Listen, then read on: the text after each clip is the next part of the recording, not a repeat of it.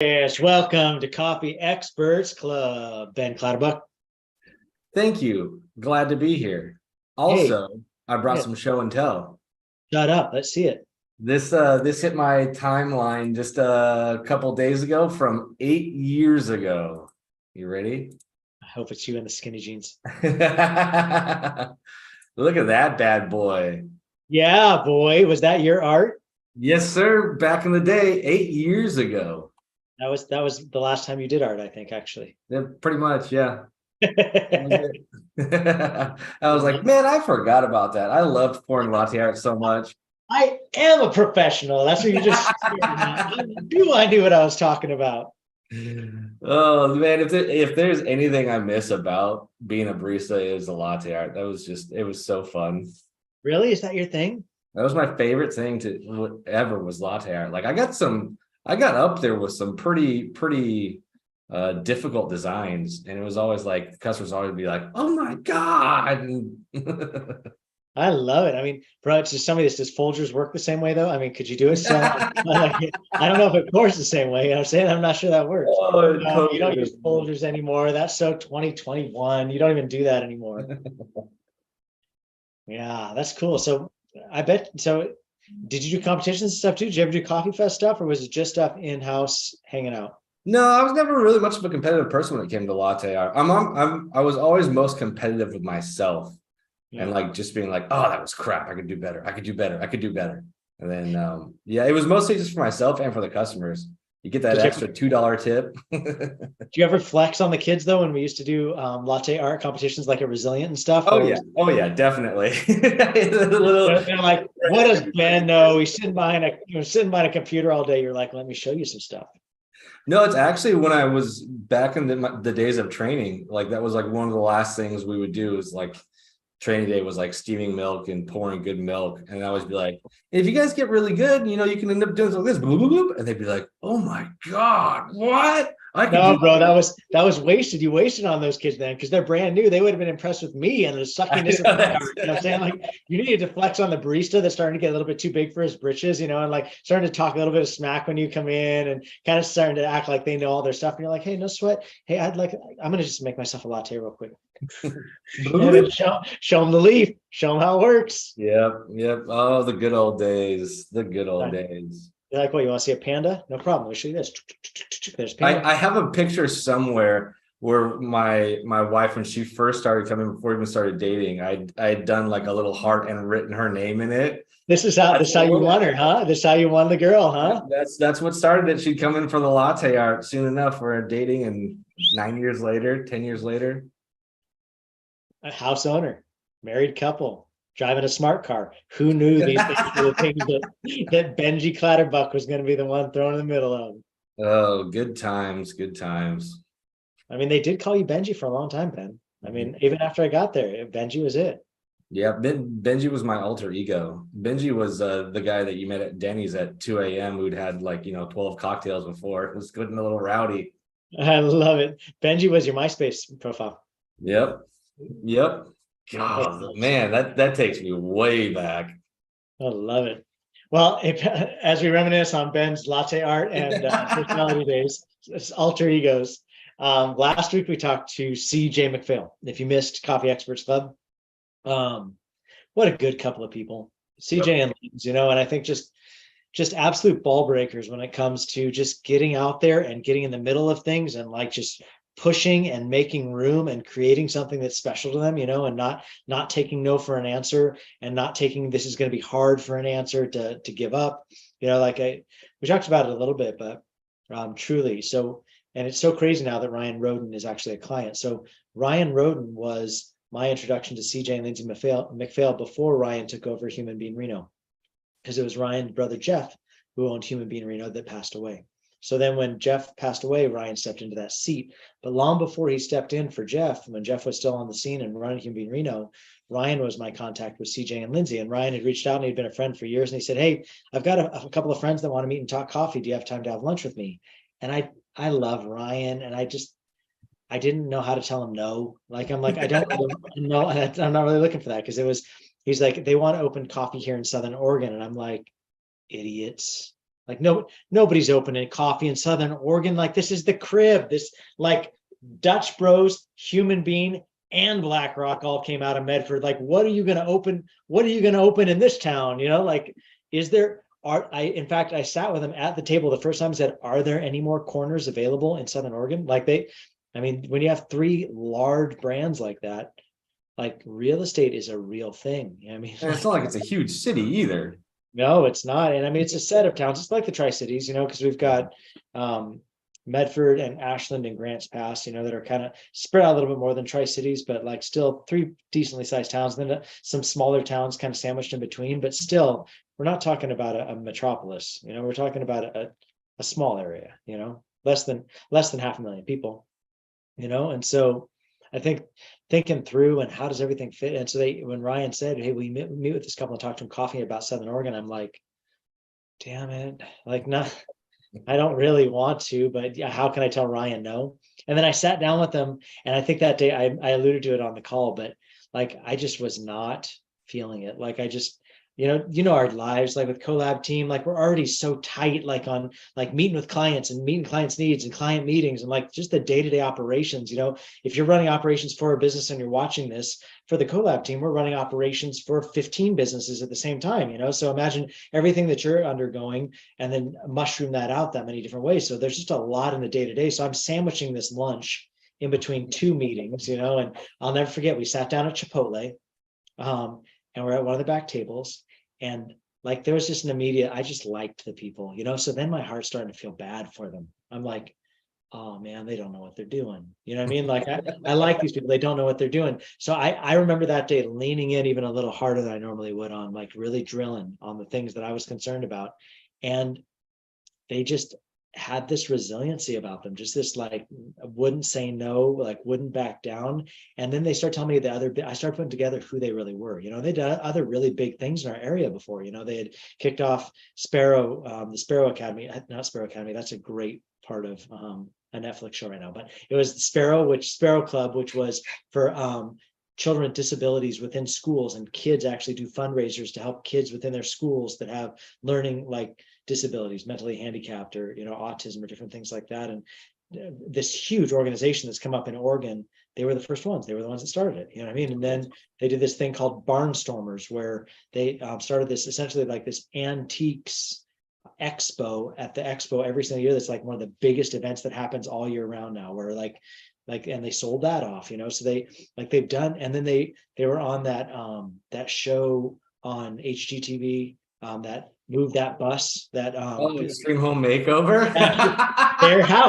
their house got the Extreme Home Makeover. You know what I mean? That's crazy. They have a couple kids that have some, you know, special needs, you know, or just have some needs of extra help. And so anyway, so it was like the biggest thing in our area was like Move That Bus came to our town. My wife and kids went and stood out on this open field waiting for them to pull away the bus. All these hundreds and thousands of people standing on this open lot waiting for it. So I started putting together who they were, and I'm like, well, if anybody can do it, these people could probably do it, you know. Yeah. So anyway, it entered in this relationship, and what I said about CJ and Lindsay, I really meant. Like what a ball breaking couple of people, you know what I mean? Came in, opened their own first location simultaneously with opening their own roastery and providing beans not only for their locations, but also for, you know, a major hotel in town, and starting to look for some ancillary businesses so that they could make profit outside of just the business itself. You know, I think a lot of times, we talked about this a little on the show, is, you know, people get into coffee because they think, well, I can go make some money doing it. But really, they're just, if it's one location, you really just bought yourself a job, you know, that you're always tied to, you know, and there's not a lot of revenue that comes out of it. You just like are trading your income, whatever you were doing at the job you didn't like, for this now, but you don't get vacations, you know, and you don't like you're always tied to this thing, you know. And so I've just been really impressed with CJ and Lynn's at how far they've taken it, how fast they've grown, the things that they are doing, how they're expanding, and just such a good group of people. Yeah, I think, I mean, listening to him talk, I mentioned it when we were on the call too, is he just sort of, they both sort of exude that confidence that says like, it doesn't say, I hope this works. It's like, I know this is going to work. It's just a matter of time as to when it pays off. Like, They just seem like those folks that like, they may not know what they're doing. And obviously, I mean, even CJ said they have no idea what they're doing, but we're going to get it done either which way. We might have to ask for help. We might have to figure it out ourselves, but it's going to get done and we're going to be successful. Like it doesn't seem like there's any doubt in their mind that this is going to be a successful venture. He's like, yeah, it's going to be successful. It's just a matter of time as to how it gets done. Yeah. And I will say they're scrappy as anyone. You know what I mean? Like they will just make it. They'll like through blunt force or whatever they got to do, they're going to push this thing through. They're not saying no, they're not backing down. You know what I mean? Like they're going to make it happen. And I think obviously there can be some Achilles in that. And you know, that's a lot of us working things back and forth of probably not, I wouldn't recommend going this way. Maybe think about going this way. And I think that they've learned, like you said, they've learned the hard way on a lot of things because that is their personality. They just like are going to try and ramrod something through of like, we're going to give so much muscle to this. We're not going to give up. But sometimes there's like, you know, when you have people that push that hard, you push too hard into something that wasn't a good decision. You know what I mean? So then you have to back out. But I think learn from the lumps they've taken. And I mean, their brand here is beautiful. It's unique here in Southern Oregon. I didn't think there was an ability to be unique in Southern Oregon. They've made a unique brand here amidst so much coffee. And then that they've moved now to the East Coast and are wanting to take, you know, their movement there, you know, and talk about like bringing something totally unique to South Carolina, which is powerful. Take their roastery to South Carolina, provide beans over there. Like I think they pushed you over a project this week talking about profitability on cup count and different things that, you know, just they're still expanding, they're still looking, they're still growing, they're still dreaming. And I think that's commendable, man. Because I think a lot of times you get into the rungs and you start getting like punched in the face a couple times, starting your new business, and you're like, whoa, like you start slowing down. And I feel like CJ and Lindsay just like knuckle down and fall and push forward when they feel that resistance. And a lot of respect for them because of that. Well, I mean, and I would say as difficult as it sounds to say, hey, we open up our company in Oregon, we're now going to go to the other side of the US. Like that sounds like a headache. But I mean, I will say the smart thing is I mean, that style of coffee is unique on the East Coast. Like you get to South Carolina, it's nothing like Medford, Oregon. Like you got a Dunkin' Donuts, you got a Starbucks, right? And maybe something else. Like if they're unique in Oregon, they're going to stand out that much more in somewhere like South Carolina. And that just makes, I mean, that opens up the whole new market for them there, which is, I mean, it's super smart. Like it's ballsy for sure, but it's smart.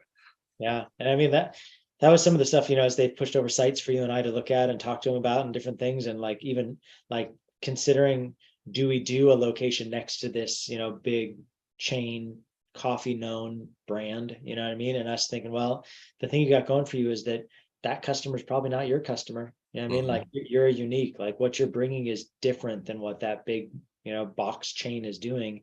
And I do think that, you know, one of the things that Roasters did really well, which I know is your and my both origin story, was that whole pushback on the man. I mean, like we're not big box store. We're not like support local, like home team underdog advantage. You know what I mean? We're not some big box just rolling in and open up 3 new locations in your town that have no unique character, that aren't bringing anything that is necessarily siphoning money directly back into this community. But no, we're setting our roots here, you know. And I think West did a really good job at getting loud with that. And I think that that's made like Roasters such a home brand team, you know, home team advantage with Roasters through those years. Is this was a Tri-Cities company. Like, you know, we were born here, we're building here, we're investing here. And that says something to people, you know? Yeah. Hometown brand is a huge seller. I'm yet to see, the funny thing is I'm yet to see anything kind of raise up in the place of Roasters. You know, because BlackRock's taken over, but there hasn't been that indie coffee company here that's like, no, we're the new hometown brand. Because that's a huge selling point. People, especially it seems like in the world of coffee, like people who go to coffee shops on a regular basis will immediately switch if you go, oh, there's a hometown brand. Like there's like I know the guy who's running the business. I'll go to his coffee shop. And it seems unique to coffee. I don't know why, maybe because coffee has so many indie coffee companies that pop up and it's easier to do. But if you can pull on that just natural inclination for people to want to support their local guy, like you can be huge and you can really compete with, I mean, we had Roasters on kitty corner from Starbucks all over Tri-Cities, and we still, I mean, that was a running joke. We'd go out and count our cars and count their cars and see who had more at any given time. And it was always Roasters. Well, I mean, and that's a lot of our advice, even coming into consulting indies now, is let them do the studies. You know what I'm Mhm. saying? Let them do the traffic counts. Like Starbucks has got money to tell you what corner to open something on. My encouragement is if you see them there and they're not your direct competitor, like it might not be a terrible idea to open up on an opposing corner because they've already done all the market analysis. And Yep. you're coming in and you're saying people who buy coffee come here. Well, probably my coffee avatar is different from your coffee avatar. And let me start siphoning off and stripping off by like getting pretty loud on support home team. Like Mhm. support, like, and I think that'd be incredible. Like the next big flex that comes out of Tri-Cities is the new home team. Like, and just like push back on like, Roasters is gone. Like here, we're the new home team. Like, and call it yourself and stand up loud and herald it out there. No, we're the new home team. Like Roasters had it for all those years, man, and God bless them. They sold and Wes and Shannon made their profit on that, but we're the new home team. Like, Mhm. don't just let some big box come in here. Don't just let some big chain come in here. Like, we're the new home team. And I think there's space for both because there are other ones that are like, they come into a town, they're like, BlackRock, yes, I've been looking for a BlackRock. That's what I want. I love BlackRock. Da, da, da. And that's their tribe, Mhm. But a lot of like what you're saying, the people that are local homegrown are like, no, I want a home team. Like, and my home team is these guys. They've come up through the rungs, and that was Wes's story. Not coming with a bunch of money, like just scraping it together, like probably over leveraging his assets at times, just to try and take the gamble of opening up one more location. And I think that people like the underdog. People like to fight for the underdog, especially if you're good at telling the story. And I think that super important for indie coffee codes to really know that. I would agree with that. Question is, how do you do that on a whole new coast of the US? Shoot, man, right? Because you're introducing people not only to a new name but a new way, right? Yep. It'll be unique to see how they do over in South Carolina. I think probably just maybe just a little longer leash, little longer lead time, right? Because I think that you are wanting to bring in a new idea, and it's not just a bring in a new idea, but also, bringing in a new name. Yeah, It's your name that you want to introduce. So you're introducing a new concept plus a new name to the game. I think that's a big deal. fair. That's a fair point. And I don't really, I mean, yeah, coffee customers in the Northwest are different than coffee customers in the East Coast, obviously. Like, Yeah. I mean, that whole indie, the support for local and support for indie, I don't know if that's more of just like a West Coast thing because we're so used to having like my town, my coffee Right. shop. So I don't know if that's so much a thing over on the East Coast, or if it's just more like, hey, whatever is available is what I want. I don't know, man. I think there's something in all of us that wants to root for the underdog, right? I think there's Yeah. something in all of us that wants to see like somebody opens up a McDonald's in your town and you're like, no, I get it, like credit, like I'm gonna give you like respect, like you've tried something big, you've tried something new, like there my hat's off to that. Like that cost a lot of money for you to do, but not like the guy that's trying to pull together some independent that's just like making it work, making it stick, making it like that's his blood, sweat, and tears. Like that's not just something that he rolled out because he bought into some franchise chain. Yeah. Like that's his thing, and there needs to be respect there for that because that's a big deal. Yeah, no, I think that's fair. The underdog story. Yeah, man, if you could really lean into that as a coffee company, that's such a great selling point. I also love the fact that like not only is Outsider a coffee company, but they also have a podcast. Like they're just doing so many more things than I would have. Like if I was running a coffee company, I'd be like, I have enough time to run this coffee company. Please don't try and squeeze my brain into anything else. Right? No, I think that, I mean, there's something totally to be said about that. I mean, But they're doing podcasts and outreaches and community outreach. Like there's a whole. It's more like Outsider is well, and CJ mentioned that too. It was like Outsider itself is a brand and a mission, and coffee is just one avenue of how they're serving that brand and that mission and their goals with the company. They've got their other arms like their podcasts and their email list. It's cool to see them do something really unique in that sense.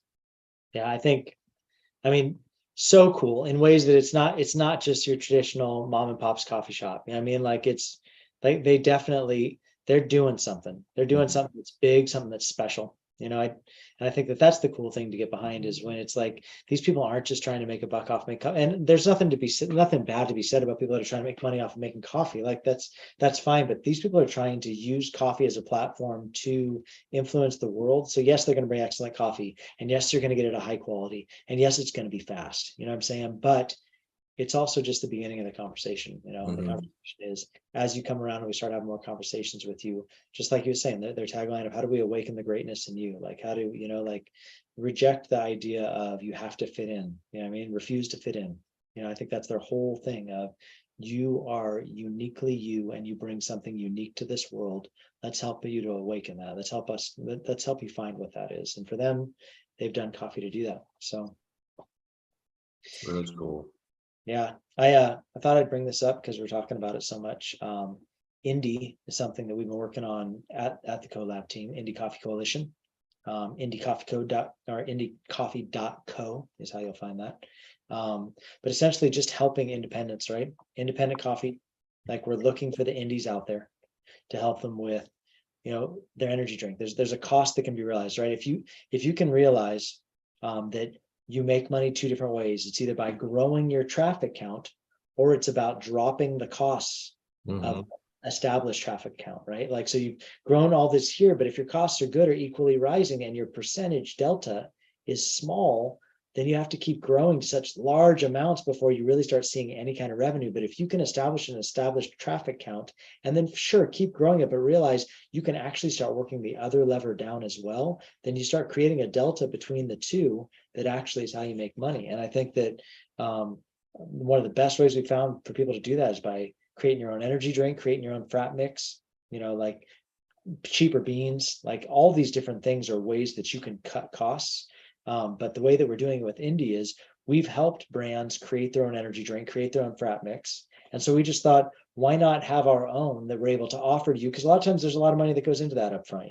Like tens of thousands of dollars that most indies, 1, 2, 3 shops aren't going to have money squirreled away to go and just create their own energy drink. Like you're not going to have 30K just to drop on supply of energy drink, or more than that sometimes with frat, because you're usually buying a truckload full. So what if we bought a truckload full and all of us pooled resources together to be able to do that, to keep up with the bigger guys? And that way, as you're steadily growing your traffic count, we're steadily dropping your cogs. And obviously it's not going to be as cheap as your very own energy drink, but white label this, and we don't care what you call it. Like, let's drop your cogs so you get out of the big boys like Red Bull or Lotus or some of these guys that's going to cost you more. Let's drop it down. Let's make it your own. Call it your own. This is Outsiders energy drink, whoever it is that's using it. I know the guys up in Montana at Coffee Republic up there have got their own that they've piloted as, this is ours, but they're getting it through Indie. Like they're making it through Indie. I know Drew's elite that he's doing right now down in De Los Mayas, down in Belize. Like they're using Indie, but they're calling it their own, and it's nectar down there. So everybody's kind of got their own spin. Peak is the one for Coffee Republic, but like, drop your cogs. And then what I just talked to a guy just Saturday night about it as well. A new coffee shop coming out of your area, actually, Ben, of them coming on potentially with Indie. And the whole thing is, hey, I'm not going to do it as cheap as maybe Drinkworks can do it for you. Drinkworks is our part of the company where we actually develop energy drinks, develop frat mixes for coffee brands. It's not going to be as cheap as a cost per cup, but I guaranteeing you, I can shave it down to half what you're paying right now, at least. And then you're going to be able to shave it off another half of what you're paying to make your own. So then what you can do is, in saving this half, start squirreling money away so you can pay for this half and cut me out of the equation altogether. And then all that money goes back into your pocket. And that's really what we advocate for, because it's your money and it should stay that way. Like, don't buy into some franchise and just give them all your money. Don't just go paying the middleman that's making all the cash. Like, how can we get you to a spot where you're white labeling your energy drinks, white labeling your frap, putting money in your pocket, not just by growing your traffic count, but also by dropping your cogs? You have any thoughts on that, Ben Clutterbuck? I mean, it's smart. I love the way that CJ and Lindsay thought about going straight into roasting. I mean, that's genius. I mean, I would encourage most people, that's the first thing you should do. Yeah. But most coffee companies, most coffee shop owners don't think about like their other huge expense, which is energy drinks. Like it's up there with coffee beans. they Yeah. automatically always go and think roaster, which they should, they absolutely should, but they Yeah. neglect this whole other side, this huge cost, which is energy drinks. And if we can get them to like think of, no, you should think of both these things at the same time. Like you want to do both at the same time so that right out the gate, you can start squirreling away every single dollar you have, like until like you said, creating your own, which may Yeah. be a year or two down the line, but at least you're not like, sweating it and just be like, are we gonna be able to pay the bills this month? Because I don't Right. know. I just sent, Red Bull a check for $11,000. I think, I mean, even something like, obviously, when you create your own energy drink and you're paying, like, let's say you pay out 30K to get your energy drink created and then made. So like that 30K, you are going to get 30K worth of value from, like that investment for sure. But do you want to lock up those kind of resources on something that may take you 3, 6, 9 months to consume through 30K worth of energy drink? Or would it be better just let's just buy 1 month at a time? I mean, like, let's just use Indie. Let's start squirreling away money 1 month at a time. And that way I'm not having to commit to 3, 6, 9 month windows of time. Just 1 month at a time. Let's just buy 1 month at a time. Let's see how it goes. And let's every month squirrel away that money. And then like you said, Ben, it may take a little while to get there, but it's going to get you there twice as fast than like a price margin that's just not that much of a differential between some of these places you're paying more dollars for every cup. I mean, even if you can just increase your bottom line by 1%, 1.5% based off of energy drinks, like that's a percentage and a half of cash that you would not have had. So if you can take that 1.5% of your net income now and just set it aside like you never had it to begin with, before you know it, you're going to have that chunk of change to be able to put down on creating your own energy drink. And it's not like it hurt you either which way. You wouldn't have had that before. So Yeah. scroll away, save it up, put down the money to create your own energy drink. And then again, you're just, instead of having to use your own money and your own cash to constantly reinvest, the business is reinvesting in itself. That's right. That's an excellent, because that's the thing. And DrinkWorks is something we talk about a lot when we talk about DrinkWorks, and this whole concept of you put all the energy in to grow your traffic count. Why the hell are you giving your money all to that guy? Like that was you, like you by your blood, sweat, and tears drove up your traffic count. Why not make that pay like into you rather than paying in some other guy's pocket? Keep your money in your pocket. Like you said, instead of something that I have to only take off the top and I've got to decide, am I going to pay myself or am I going to invest that back in the company? No. Continue to pay yourself, and let's create a little bit deeper of a bench in how much money that you're saving, and keep paying yourself that, because you're not going to make it if you stop paying yourself. And then from this extra, start shoveling it aside, put it in a savings, and let's start getting you to a spot where you can cut loose from everybody, cut loose from me. The whole reason I want you to do it is because I don't want you to be indebted to me. Like I could drop my costs down and create energy drink, and just the same as it would cost you to create energy drink. And hopefully you're always like dependent on me, but I don't want dependencies. I want you to be indie. That's what makes you strong. That's what makes you proud, is you're an independent coffee shop. You're an independent coffee owner. Like, let's all of us band arms, independence. And let's say, hey, together in this coalition, we're going to push back on the big guy by savings as long as we need to. And then when you've got your own, man, by all means, let me help empower you to go start your own. And then, man, let me just be here to support if you ever need me. Give me a phone call. Let's grab a beer next time you're in town. But the money's yours. Like I think that's one of the best gifts I think we can give to people. So if you're interested in Indie Coffee Coalition, www.indiecoffee.co is how you'll find us. But I'm excited about it. I think it's gonna be good. And I think 2023, we're gonna, we've got 3 picking up 4. So it's still brand new for the collab team, but 3 picking up 4 brands of coffee that are all gonna lock arms with us in the coalition, and hoping to, keep adding through the year of independent coffee people trying to save money. So Love it. Love it. Ben, I'm excited for our guest next week. So I'm not gonna tell you who it is, but they're pretty awesome. So we'll see you next week on Coffee Experts Club right here, 2 p.m. Talk to you soon. See ya.